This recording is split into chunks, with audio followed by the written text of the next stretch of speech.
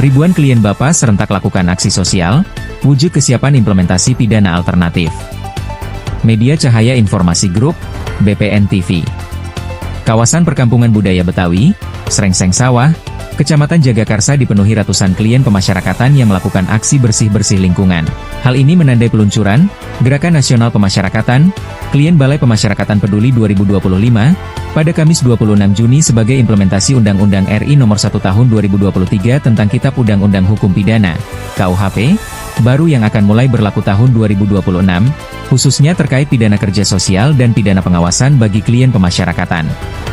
Aksi bersih ini juga dilaksanakan serentak oleh klien pemasyarakatan di 94 Bapa seluruh Indonesia.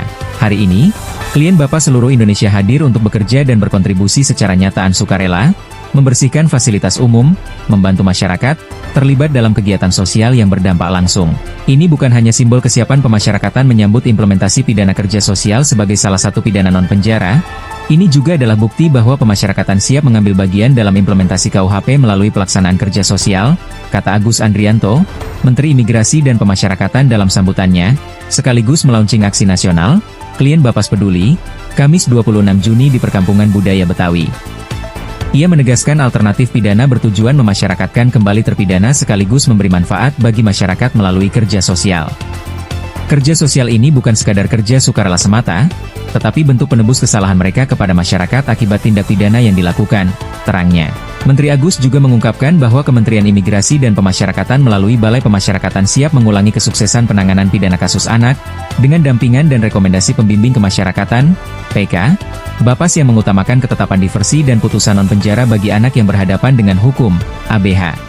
Sejak berlakunya Undang-Undang Nomor 11 Tahun 2012 tentang Sistem Peradilan Pidana Anak, sehingga sejak berlakunya di tahun 2012 jumlah hunian anak di Lapas Rutan mampu turun drastis, dari yang sebelumnya 7.000-an anak menjadi 2.000 anak di LPKA dan Lapas Rutan hingga saat ini.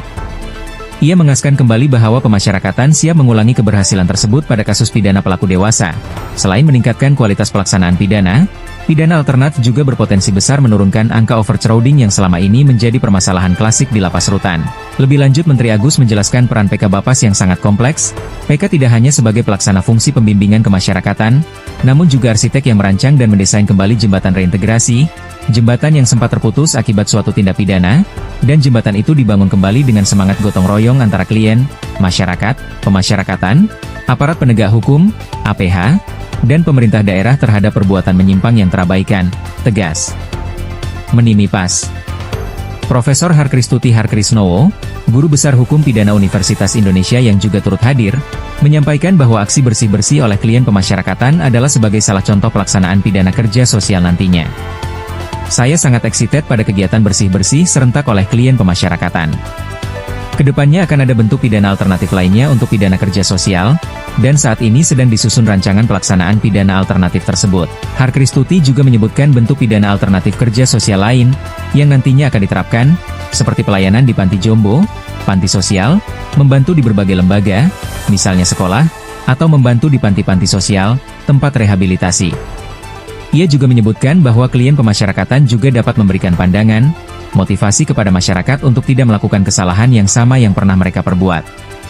Ia juga menyampaikan secara langsung kepada Menteri IMIPAS tentang kebutuhan PK baik kualitas dan kuantitas, dan telah direspon positif oleh Menteri IMIPAS. Gerakan Nasional Pemasyarakatan, Klien Balai Pemasyarakatan Peduli 2025, diharapkan menjadi momentum dimulainya kontribusi langsung klien pemasyarakatan kepada masyarakat melalui aksi sosial, yang selanjutnya akan dilaksanakan rutin setiap bulannya, hingga tiba waktunya pelaksanaan pidana kerja sosial diterapkan. Kami seluruh jajaran pemasyarakatan, sesuai arahan Bapak Menteri IMIPAS siap mendukung penerapan pidana alternatif mulai dari tahap pra-adjudikasi, adjudikasi dan post-adjudikasi, tegas Masyudi, Direktur Jenderal Pemasyarakatan. Hal ini makin menegaskan moto, pemasyarakatan pasti bermanfaat untuk masyarakat.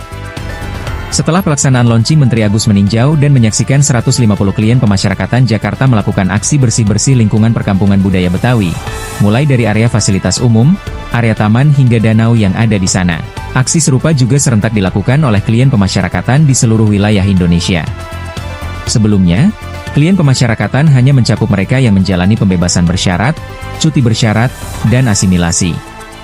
Dengan berlakunya KUHP baru, jenis klien pemasyarakatan bertambah dengan hadirnya klien pidana kerja sosial dan pidana pengawasan.